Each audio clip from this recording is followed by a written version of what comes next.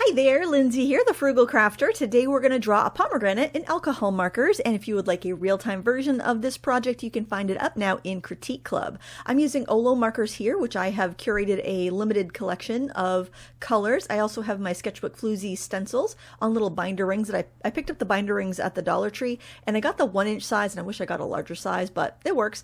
My latest iteration has frames that you can place and trace and arrange, which I think are kind of fun. I am using a Prismacolor Call Erase colored pencil to sketch, and I like these because they don't put out a lot of waxy pigment and you can erase them. However, I would not erase them with the eraser that comes with them because it will smudge. I don't know why they use those pink erasers on there. I recommend a white plastic eraser, and it doesn't have to be expensive. You can find those at the Dollar Tree or at any office supply store. They just work so much better and they don't seem to leave a residue. And I like to use a brush to whisk away my crumbs so that I don't end up getting like hand lotion or any hand oils on my paper.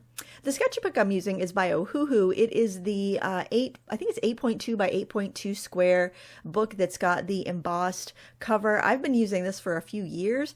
They still sell it, and I really like the paper because it's kind of it's smooth, but it's got enough tooth to it that I can put colored pencil on top, which is something I like to do. It'll also grab like acrylic paint pens on top really well, and it blends really well. It does bleed through to the back side. OLO has several marker sketchbooks. This is the one I use the most, but honestly, paper is such a personal choice. You know, use whatever you like to use, honestly. I will say the downside to a paper that blends more than layers is that you use more ink. So just something to keep in mind when you're considering what kind of marker you want to use and get used to. Because I will say, if you stick to the same paper when you're using alcohol markers, it really shortens the learning curve. So it's a little easier to get used to them if you're not switching up that variable all the time.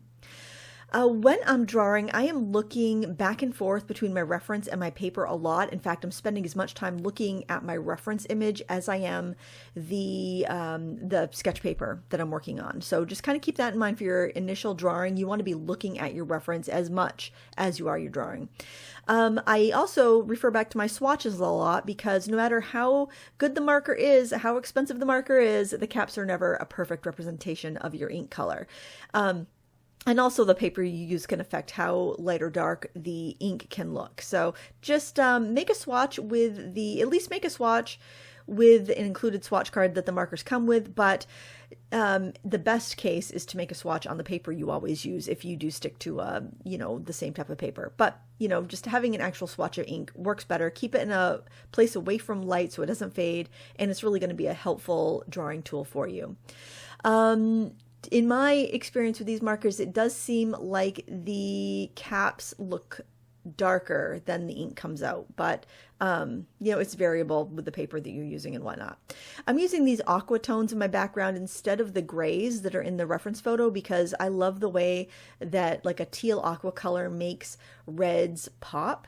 I think it's a really fun combination, and it's just a really fresh combination. It's one I really love. I love that in fashion as well. I love, especially on Christmas time, to have or Valentine's, to have that aqua red combo. I just think it's so pretty. And I'm blending at the edges a bit with the intermediate shades. So when I put my markers together, and I will have a full tutorial, not a full tutorial, I'll have a full review of these markers on my YouTube channel on Monday if you want to learn a little bit more and find out whether these are for you. And that will be from the unboxing to final thoughts over the span of a couple months. So just, FYI, you can skip ahead to the end if you just want to know the final thoughts on that. But I have been enjoying these markers quite a bit, and I've been enjoying the fact that I've curated a limited selection of colors that is pretty much 95% of what I would use. I did have a little discrepancy when I was choosing colors from the website, just because computer monitors and paper ink are not going to be spot on, just like your marker caps are not going to be spot on with your marker ink. So I think I want to add one more gray and 2 more reds to my collection. But other than that, I think I got a really good arrangement of colors here.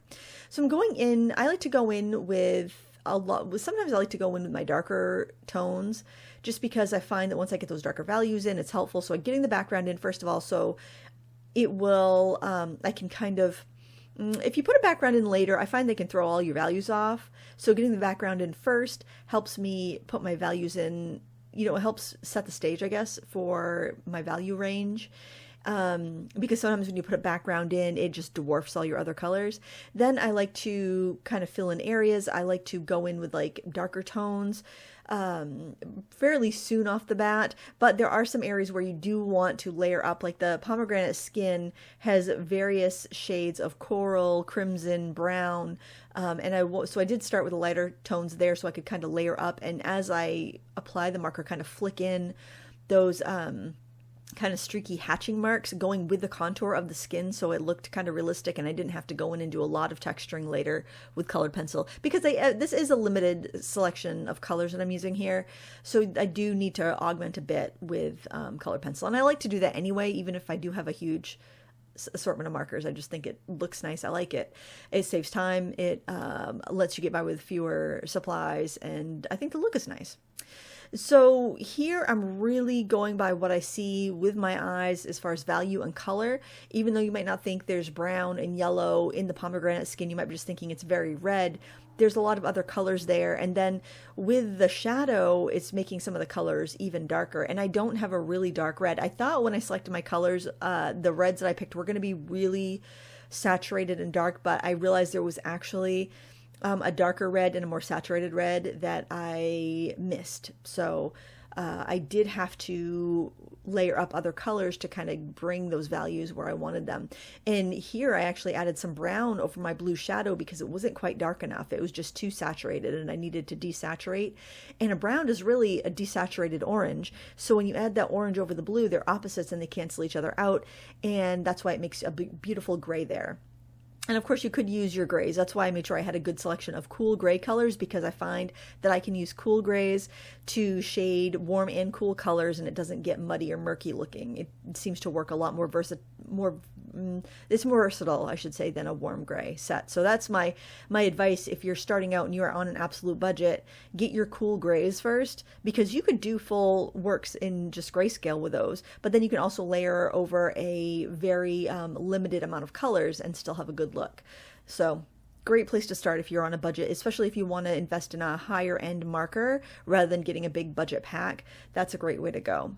And this is an investment. If you are going to get into these OLO markers, like a half marker, you put two halves together to make the markers I have here.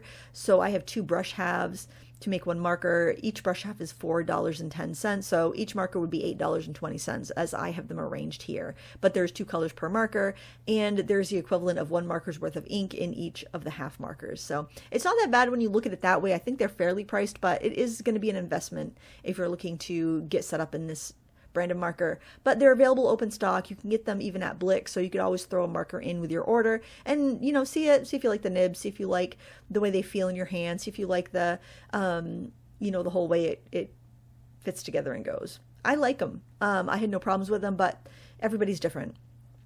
So I am layering up different grays here to bring in some of the darks in the seeds. I had a CG7 because that was my darkest gray. A CG9 is the other gray that I want to get, because I have the 1, 3, 5, and 7 already. And I use some of the, I think CG5 and some of the little dents that are in the inside pith that where the pomegranate seeds have been removed, and you can kind of see that shadow. And again, layering some more onto the skin to bring up some more texture, bring in some more of those darker varieties of color. Now, something that you want to keep in mind as you're working is that things will dry and lighten a little bit. So taking a little break, also giving your eyes a chance to rest. Look at something off in the distance. It's a 20-20 rule. When you every 20 minutes of drawing, you want to look up for 20 seconds and focus on something 20 feet away. And do that every 20 minutes, or it could be every 30 minutes. I've heard it called the 30-30-30 rule, the 20-20-20 rule, but it just helps give your eyes a different focal point and gives you some perspective on your work. So I'm going in with a fine liner now. I tend to fine line last because I love to go in and draw with either write with my markers in a really light color or with a color pencil. I will do it with the markers in a really light color if I'm not filming, because I just need to be able to see it, but those really light tones don't show up on camera, so I do it with a color pencil on camera. One thing I will warn you about the colored pencil is that if you have a stray line that you don't want, like you can barely see it now, but on the off to the right of my pomegranate skin, there's a little hairy red line. You need to erase that before you put the marker in. Once you put that marker down, it's going to dissolve that pigment from your pencil and lock it into the paper. So just a word to the wise, if you do use the erasable colored pencils, you need to erase them or erase anything you don't want before you add the alcohol marker, because it will just lock it down. After putting the fine liner in, since it is a fine liner that is alcohol marker proof, I can go back in with more marker. I used a Pitt Artist pen in an extra small size in black. There's so many good pens. There's so many wonderful ones. That's probably about a 0.3 size. That's one I use the most often. There's lots of different brands that are all very good. I just like to find something that's alcohol marker proof as well as waterproof, so I can use them with both my watercolors and my alcohol markers.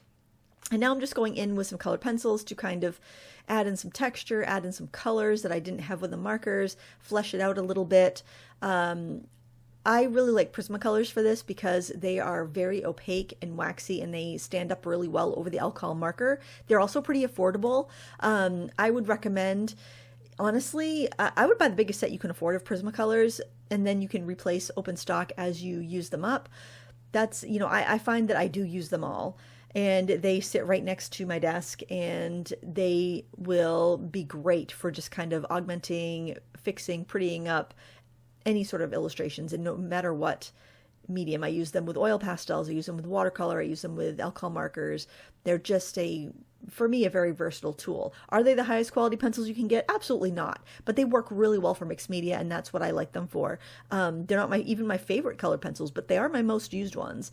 And I think part of it is the affordability of them, but also the versatility and how opaque and waxy and soft they are. So it just depends on what you like, honestly, but that's one that I find very reliable for me, probably because they were the first colored pencils I ever used, and they just always really worked with me.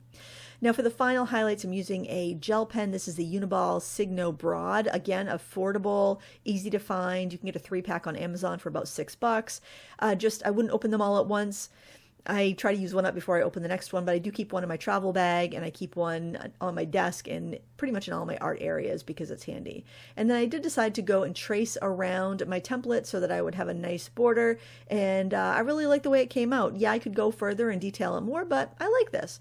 And if you'd like a real-time version of this, you can find it up now in Critique Club. I'll put a link in the video description. It's $5 a month, and you have access to all past tutorials as long as you are a member. Thank you so much for watching. Please give me a thumbs up if you enjoyed it. Until next time, happy crafting. Bye!